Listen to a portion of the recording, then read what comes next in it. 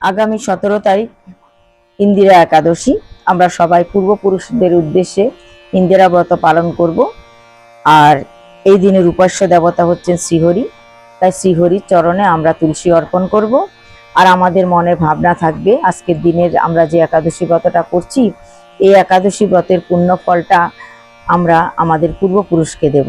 কেননা আমাদের পূর্বপুরুষগণ যদি কোথাও অশান্তিতে থাকে, জমালয়ে থাকে, কিংবা কোনো দুর্গতিগ্রস্ত থাকে, আমাদের মাতৃকুল, পিতৃকুল, শ্বশুরকুল, শাশুড়ি কুলের যে কোনো কেউ যদি দুঃখে থাকে, তাহলে তাদের উদ্ধার করার দায়িত্ব আমাদের।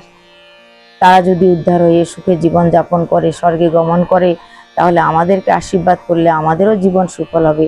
তাই আমরা একাদশী ব্রতটা তো করব, কিন্তু তার ফলটা আমরা আমাদের পূর্বপুরুষকে দিলে ভালো হয়। আমাদের নিজেরও ভালো হবে, পূর্বপুরুষদেরও ভালো হবে। তাই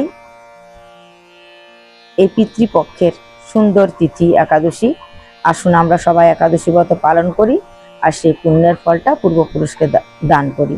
যদি কেউ এরকম হয় যে আমরা একাদশী ব্রত কোনো কারণে পালন করতে পারছি না, আগেই আমরা শ্রবণ করলাম 8 থেকে 80 বছরের মধ্যে সবারই একাদশী ব্রত পালন করা উচিত।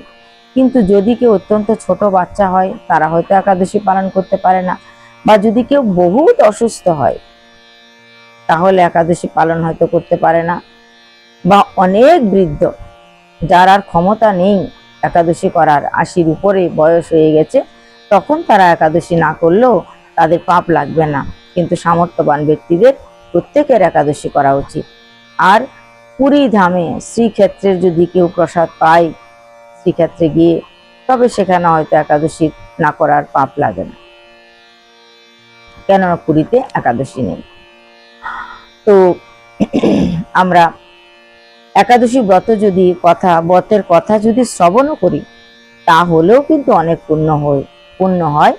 তাই একাদশী ব্রত করুন, একাদশীর ব্রত কথা শ্রবণ করুন এবং পুণ্য ফলটা পূর্বপুরুষকে প্রদান করুন। এর থেকে উত্তম ব্রত আর হতে পারে না।